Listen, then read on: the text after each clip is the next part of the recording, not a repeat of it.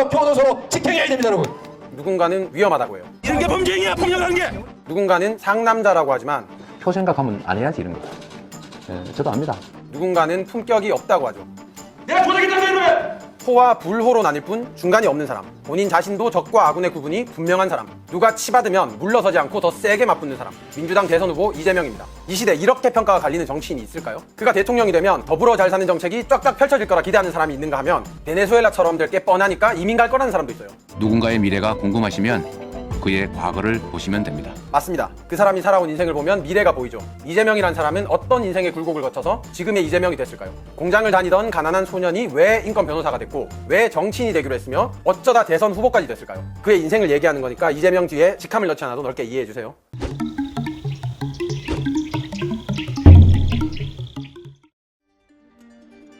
이재명은 1963년 경북 안동의 찢어지게 가난한 집안에서 7남매 중 5째로 태어났어요. 아버지는 그 시절 대학 중퇴학력에 교사, 경찰까지 했던 엘리트였지만 노름으로 재산을 털어먹은 바람에 이재명은 늘 굶주린 어린 시절을 보냈죠. 초등학교까지 5km가 넘는 산길을 걸어 다녀야 해서 결석한 날이 부지기수라 공부도 못했고 준비물도 챙길 형편이 안 되는데 자존심은 세서 날이면 날마다 선생님한테 뺨 맞고 매 맞는 게 일상이었어요. 이재명의 어린 시절의 꿈은 선생님, 애들을 마음껏 때려보는 것이었다고 하죠. 이재명이 초등학교를 졸업하자마자 가족들은 경기도 성남으로 이사를 가요. 성남에서 아버지가 자리를 잡고 일을 하고 있었기 때문이에요. 그가 성남시장을 하고 경기도 지사를 하게 된 연고가 바로 이때 생긴 거죠. 이재명은 중학교에 가지 않고 아버지가 시키는 대로 공장에 취직을 해요. 자식의 미래를 열어주지 않는 아버지에게 소년 이재명은 원망과 불만을 품었고 대신 따뜻한 어머니에게 무한한 애정을 느껴요. 당시 그가 다닌 첫 공장은 요즘 보는 공단이 아니라 가정집을 개조해서 만든 형편없는 곳이었어요. 이재명은 대학교 가기 전까지 남들이 중고등학교 다닐 동안 6군데의 공장을 다녔어요. 일할 나이가 아니니까 남의 이름을 빌려서 취직했고 서류상 존재하지도 않는 사람이니까 거의 인간 대접도 못 받았어요. 애초에 공장 사장들은 사람 다치는 것보다 기계가 고장나는 걸 더 무서워하는 사람들이었죠. 그러다가 사고가 터졌어요. 야구 글러브를 만드는 공장을 다녔는데 가죽을 찍어내는 프레스에 손목 관절 부분이 찍혀서 팔이 퉁퉁 부었어요. 공장에서 다치는 건 흔한 일이니까, 그리고 남들은 팔이 잘려나가는데 겨우 그 정도는 엄살 같으니까 자존심이 셌던 소년 이재명은 치료도 안 받았어요. 그런데 키가 점점 크고 팔도 같이 자라면서 그때 부서졌던 손목뼈가 이상하게 붙어버려요. 그래서 지금도 이재명은 왼팔이 굽어있고 제대로 쓰지를 못해요. 이재명이 결국 이 사고 때문에 나중에 병역을 면제받아요. 그가 공장을 다니다가 공부를 해야겠다고 마음먹은 결정적인 사건이 있어요. 그때 공장은 인권이니 뭐니 이런 게 없어요. 그래서 공장 선배라는 작자들이 후배들을 데려다가 싸움을 붙이고 구경하는 게 일상이었어요. 해도 너무하니까 이재명은 그런 작태들을 보면서 공장을 맴도는 인생은 여기서 끝내야겠다 이렇게 마음먹어요. 근데 가만히 들여다보니까 공장 관리자라는 사람이 기세등등해서 무지하게 높아 보이는 거예요. 그 사람이 뭐가 그렇게 대단해서 높은 자리에 올랐나 봤더니 무려 고졸이었던 거죠. 초졸 이재명은 생각했어요. 공장에서 개처럼 시키는 대로 싸움박질이나 하면서 썩지 않으려면 공부를 해야겠다고. 소년 이재명의 삶은 우울했어요. 공장과 집, 공장과 집, 무한반복하는 삶은 막장이었고 아버지는 일만 시키고 혼내기만 하고 공장 일을 끝내고 밤늦게 집에 와 공부를 하는 이재명한테 야, 물 꺼! 공부는 무슨 공부냐! 이렇게 타박만 주고. 그래서 자살 시도도 2번이나 했다고 하죠. 2번 죽음의 문턱을 넘고 야, 이거 죽는 건 길이 아닌가 보다 생각하고 공부에 매진하기로 해요. 죽음을 각오한 독한 마음으로 공부를 한 건지 뭔지 4년 동안 만에 중졸, 고졸, 검정고시를 패스하고 중앙대 법대 진학해요. 그때 운도 기막히게 좋았죠. 입시 정책이 바뀌었는데 원래 주관식인 본고사를 봐야 되거든요. 이게 폐지되고 객관식인 학력고사 성적만 좋으면 대학에 들어갈 수 있게 됐어요. 당시까지만 해도 이재명은 주관식을 제대로 공부해 본 적이 없거든요. 지금으로 치면 수리 논술 같은 게 없고 수능만 잘 보면 무조건 대학 합격할 수 있는 거죠. 그래서 앞정으로 자기 몸을 막 찌르고 가시나무로 몸을 때리면서 공부를 했고 6개월 만에 성적이 전국 상위 30%에서 0.2%로 수직 상승해요. 그 성적이면 서울대 가는 것도 가능했는데 전액 장학금에 생활비까지 주는 중앙대 법대로 진학해요. 그렇게 대학에 간 대학생 이재명의 마음을 후벼 판 게 뭐였냐면 광주 민주화 항쟁의 진실이었어요. 이재명이 인권 변호사의 길을 걷고 성남시장과 경기도지사를 지내고 민주당의 대선 후보로 서 있게 된 출발점이 바로 대학생 이재명이 광주의 진실과 마주한 그 순간에 있어요. 공장을 다니던 시절에 소년 이재명은 TV 뉴스를 보면서 공장 형 동생들과 함께 광주의 시민들을 빨갱이들, 폭도들 이렇게 욕을 하면서 다녔어요. 근데 대학을 다니면서 알게 된 거는 정반대의 사실이었죠. 엄청난 충격이 있어요. 그리고 다짐을 하게 되죠. 사법고시에 붙으면 권력에 빌붙는 판검사가 아니라 변호사가 되겠다고. 진실을 알리고 약한 자들의 권리를 대변하는 인권 변호사가 되겠다고. 사법고시에 붙은 뒤에 사법연수원을 나와서는 이제 머리가 좀 굵었는지 약간의 걱정도 했다고 해요. 인권 변호사로 살면서 먹고 살 수 있을까? 살림살이 괜찮을까? 근데 그때 흔들렸던 마음을 잡아준 게 바로 노무현 대통령의 강연이었죠. 당시 부산의 인권 변호사로 스타였던 노무현의 열정적인 강연은 많은 고시 합격자들을 인권 변호사의 길로 이끌었다고 하죠. 그리고 이재명의 결심에는 노무현 대통령의 이 말도 결정적이었어요. 변호사는 굶지 않는다. 사법연수원을 마치고 제2의 고향 성남에 사무소를 차린 인권변호사 이재명은 처음에는 뭐 노가리에 생맥주만 열심히 마시면서 모처럼의 여유를 누려요. 그러다가 뜻한 바가 있어서 갑자기 모쏠 탈출 프로젝트를 시작해요. 그전까지 쑥맥이었던 이재명은 짝사랑 전문가로 모태솔로의 표본이었어요. 그런데 지금의 아내를 소개로 만나게 됐고 저돌적인 스타일로 밀어붙이더니 만난 지 1년도 안 돼 결혼해요. 그렇게 하여간 이재명은 결혼 프로젝트를 무사히 마치고 1994년 성남 참여연대를 꾸려서 시민단체 활동을 시작해요. 저유소 공사 반대 같은 환경운동, 고급 아파트 특혜 분양 사건 같은 비리 척결 운동에 매달렸고 그러면서 뭐 전과도 생겼는데 검찰 사칭, 음주운전, 특수공무집행 방해 뭐 이런 것들이 다 그때 생긴 거예요. 이재명이 자기 전과에 대해서 뭐라고 했냐면 음주운전에 대해서는 뭐 변명의 여지가 없는 잘못이라고 사과했지만 딱 한 번만 있었던 일이다 라고 주장하고요. 그리고 검찰 사칭은 본인이 한 게 아니라 파크뷰 특혜 분양을 취재하는 KBS PD가 한 건데 자기가 검사 이름을 알려주는 식으로 도왔다는 누명을 썼다고 주장해요. 그렇게 파란만장하게 살던 인권변호사 이재명은 2004년 자신의 인생을 바꿀 큰일을 하나 기획했는데 그게 성남시립병원 설립운동이에요. 그때 성남에 있던 큰 병원 2개가 폐업했거든요. 그러니까 이참에 하나 만들자는 거였어요. 이재명은 성남 시민 10만 명의 서명을 몇 달 동안 어렵사리 받아서 시의회에 설립 조례를 올렸는데 그걸 바로 시의회가 개회 1분도 안 돼서 부결시켜버려요. 시의회 의원들의 논리는 뭐냐면 다른 시립병원들을 보니까 의료 서비스 질도 낮고 만성 적자에 허덕이고 있어서 짓는 거는 좀 무리다 이런 거였는데 그걸 본 이재명의 마음이 어떻겠어요. 어쨌든 몇 달 동안의 노력이 물거품이 됐잖아요. 그러니까 동료들과 함께 시의회 의장을 점거하고 항의를 하다가 특수공무집행방해죄로 수배가 되고 도망다니는 처지에 놓여요. 이때 인권변호사 이재명이 결심해요. 시민단체로 뛰어다니면서 서명 받아봤자 시의회에 가로막혀서 죽도 밥도 안 될 바에 성남시장이 돼서 그냥 직접 시립병원을 세우겠다고. 그리고 2006년 성남시장 선거를 앞두고 열린우리당에 입당하면서 인권변호사 이재명은 본격적으로 정치인의 길을 걷기 시작해요. 이재명이 신기한 게 태생적으로는 무수저였지만 정치인으로 시작할 때는 입당하면서부터 바로 성남시장 공천을 받아요. 이게 왜냐면 공천을 받으려면 기관 당원의 지지가 절대적이거든요. 그런데 이재명은 입당할 때 함께 성남시립병원 설립운동을 한 사람들 5,000명이 같이 입당했어요. 그러니까 지지자 측면에서는 경쟁자가 없었던 거죠. 그렇게 정치인 이재명의 등판은 화려했는데 2006년 성남시장 선거, 2008년 성남 분당갑 국회의원 선거 다 연패예요. 왜냐면 그때 노무현 대통령이 레임덕이 왔고 이명박 대통령이 당선 초기고 그랬잖아요. 워낙 열린우리당, 통합민주당이 인기가 없다 보니까 그런 건데 시대를 잘못 택한 탓에 초짜 정치인 이재명은 정동영 팬클럽 대표도 맡고 그랬어요. 그런데 웬걸 가만히 있던 당시 이대엽 성남시장이 똥불을 차요. 이대엽 시장이 지은 3,200억짜리 청사가 호화롭기 그지없다는 아방궁이라는 비판이 쏟아지면서 한나라당 심판론이 일었고 이 기회를 놓치지 않았던 정치인 이재명은 2010년 선거에서 당선돼요. 인생사 세옹지만 게 아까 인권변호사 이재명의 검찰 사칭 전과가 있다고 그랬잖아요. 그 사건에서 방송 PD가 취재를 통해서 나락으로 보내버린 게 당시 김병량 성남시장이었거든요. 그 대신에 당선된 게 이대엽 시장이었어요. 근데 이번에는 이대엽 시장이 날아가고 그 자리에 이재명이 앉게 된 거죠. 물고 물리는 정치산 거죠.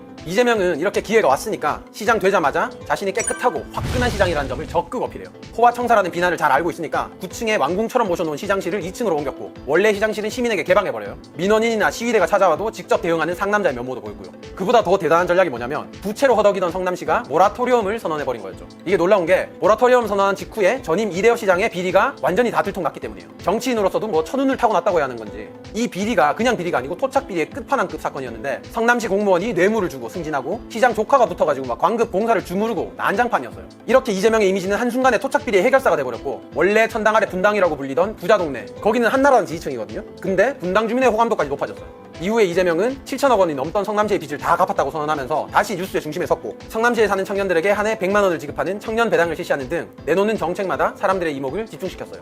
바로 이때 벌어진 사건이 형수 욕설 사건이에요. 뭐 그 사실은 나중에 알려졌지만 말이죠. 2010년에 이재명이 성남시장에 당선되고 셋째 형이 성남시를 비판하는 글을 쓰면서 이재명과 셋째 형의 사이가 엄청 벌어져요. 이재명은 셋째 형이 정신적으로 아픈 분이고 시장 형이라는 신분을 이용해서 시정에 개입하고 자기 교수 좀 시켜달라고 막 청탁하고 근데 안 들어줬더니 안티 이재명 운동을 벌인다고 막 난리치고 심지어 형이 어머니한테 가서 폐륜적인 폭언을 하고 폭행까지 하니까 참다 못해서 이재명이 형수에게 욕설까지 하게 됐다고 하는데 형수는 형수대로 이재명은 시장 권력을 이용해서 형을 정신병원에 강제 입원시키려고 했고 욕설 당시에는 뭐 어머니도 없었는데 무슨 소리냐 거짓말하지 말라 뭐 이렇게 맞서고 있어요. 안타까운 거는 이 셋째 형수의 어머니가 이재명의 아내를 소개시켜준 분이라는 거예요. 그러니까 사돈집한테 소개를 받은 거죠. 사랑의 메신저에서 원수가 돼버린 정말이지 묘하고 복잡한 인연이죠.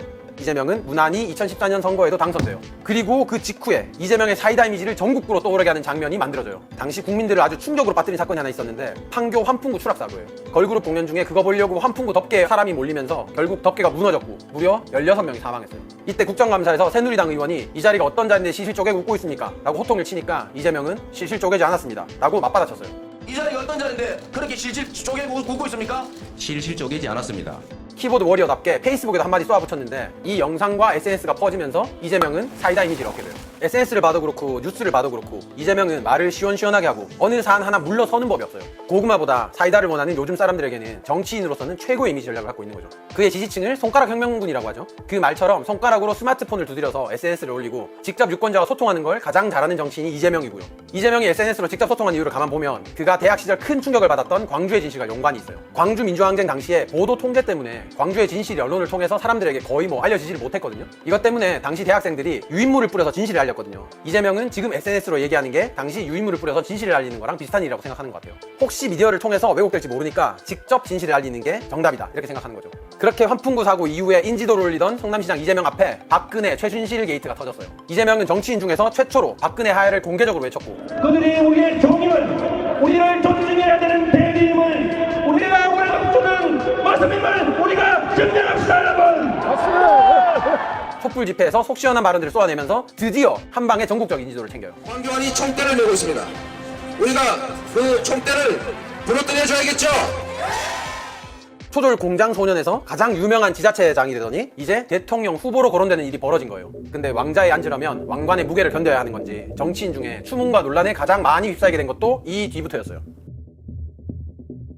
그렇게 대선 후보로 나선 이재명은 2017년 대선 경선에서 문재인 후보한테 졌어요. 그러고는 성남시장이라는 그릇이 좀 작다고 생각했는지 경기도지사에 도전해요. 이때 SNS가 그의 발목을 잡게 되는데 해경군 김씨 사건이 터져요. 이재명의 아내 김혜경 씨로 의심받는 트위터 계정이 자꾸 문재인 후보를 디스하고 거의 폐악질에 가까운 트윗을 남기면서 검찰에 고발됐어요. 당시 일부 네티즌들은 트위터 계정의 주인하고 김혜경 씨하고 신상 정보가 일치하는 부분이 꽤 있다고 주장했어요. 이뿐만이 아니라 2018년은 신들린 게 아닌가 싶을 정도로 온갖 논란과 의혹으로 뒤덮인 한 해였어요. 해경군 김씨 의혹부터 시작해서 김부선 씨와 스캔들, 그리고 소송도 이어지고 있었고 셋째 형을 정신병원에 가둘 때 직권을 남용했다는 논란도 있었고요. 이게 2018년 한 해에 쭉 펼쳐졌던 일인데 그게 2018년 말부터 2020년 그 사이에 다 정리가 돼요. 해경군 김씨 사건은 경찰이 기소 의견을 내긴 했는데 검찰에서는 트위터 계정이 김혜경 씨의 것인지 단정할 수 없다 이런 이유로 무혐의 처리하고 기소 중지해요. 조폭과 관련됐다 이런 썰도 돌았는데 이미 박근혜 정부 시절에 검찰에서 혐의 없다고 내사 종결했다 이런 이유로 수사 시작도 안 했고요. 김부선 스캔들은 어떻게 됐냐면 당사자인 김부선 씨가 2018년 말에 명예훼손에 대한 고소를 취하면서 대강 마무리됐는데 아직도 김부선 씨가 여러 경로로 문제 제기를 하는 거 보면 소송이 들어가든 안 들어가든 앞으로 잡으면 쭉 있을 것 같아요.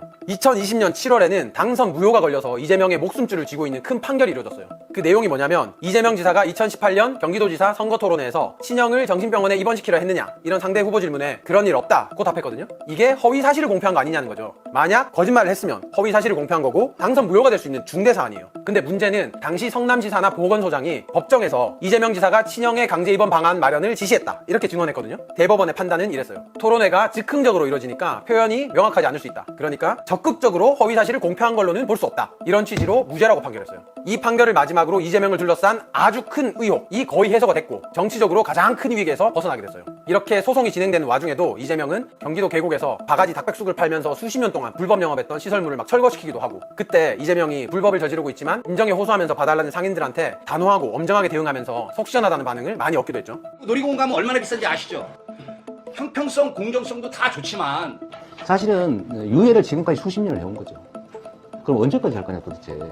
이재명은 공정에 대한 약속 그리고 불법에 대한 엄정함을 키워드로 내세웠어요. 경기도 내에 공정국을 설치해서 대기업 프랜차이즈의 대리점 횡포를 감시하고 지방세 체납자를 강력하게 압박하는 것도 이것 때문이죠. 여기에다가 이번 코로나 사태에 선제적으로 대응한 것도 이재명의 스타일을 잘 보여주죠. 코로나 사태 초기에 신천지에서 환자가 대량 발생했잖아요. 그때 경기도 역학조사반을 이끌고 과천 신천지 총회 건물을 직접 찾아간 것도 이재명이에요. 거기서 이재명이 한 게 뭐냐면 전수조사를 지시했죠. 작년 말에 코로나가 확산세를 보이니까 사회적 거리두기를 3단계로 격상시키기도 했어요. 자체적으로요. 이런 결정들이 모두 독자적으로 내린 건데 얼마 후에 정부가 바로 이런 조치를 따라가기도 했죠. 그래서 경기도민들이 뭐라고 생각하냐면 경기도지사 이재명의 성과 중에 첫 번째로 잘한 게 뭐냐 하면 코로나 대응을 뽑기도 해요. 이재명의 특기들이 많지만 그 중에서도 최고의 강점으로 꼽히는 게 뭐냐면 이게 국민의힘에서도 제일 무서워하는 점인데 시대적 아젠다를 뽑아서 딱딱 내놓는다는 거예요. 이렇게 내놓은 공약을 지키고 정책을 뚝심 있게 밀고 나가는 것도 강점으로 평가받아요. 이게 되게 무서운 거거든요. 사람들이 그 사람이 대체 무슨 말을 할까 또 어떤 정책을 내놓을까 숨죽이며 기다린다는 거죠. 기본소득 논쟁이 이재명의 참패로 끝난다고 해도 사람들은 이재명이 다른 어떤 화두를 들고 나올 거라는 기대감을 주고 있다는 거죠. 거기에 이재명 지지세가 또 활활 불타오른 게 뭐냐면 이재명하고 이낙연 전 총리가 호각세를 이어가고 있었거든요. 그런데 2020년 말에 이낙연 전 총리가 이명박 박근혜 대통령 사면론을 꺼내는 최악의 수를 뒀어요. 그러면서 지지율이 푹 꺼졌고 반면에 이재명에 대한 지지가 점점 올라가기 시작했죠. 이렇게 이재명 이재명이 쉽게 민주당 경선에서 이길 것으로 보였던 그때 화천대유라는 초대형 의혹이 제기됐어요. 이재명이 성남시장 시절 시작한 대장동 개발 사업에 참여했던 화천대유라는 회사가 6천억 원이 넘는 수익을 얻었는데 그게 다 특혜 아니냐는 거죠. 이재명 캠프에선 그게 무슨 소리냐, 성남시도 돈 한 푼 안 들이고 막대한 수익을 얻었고 화천대유도 사실 리스크를 감수하고 투자했는데 땅값이 오르다 보니까 수익이 늘어난 거다 라고 주장했어요. 아직 여러 의혹이 다 풀린 건 아니지만 갑자기 국민의힘 곽상도 의원 아들이 퇴직금 50억 원을 받은 얘기가 나오더니 야당도 지금 엮인 상태고요. 그러면서 크게 꺾일 뻔했던 이재명 지지세는 오히려 지금 회복 중이에요. 위기를 기회로 만드는 거를 누구보다 잘하는 정치인이 이재명이고, 고비마다 상대방의 실수를 기회 삼아서 자기 장점을 최대한 살리는 전략으로 지금의 자리에 올랐는데, 사실 대선 판도라는 게 나비 날갯짓 한 번에 휙휙 바뀔 수도 있잖아요. 그런 판도 위에서 이재명은 지금의 기세를 이어갈 수 있을까요?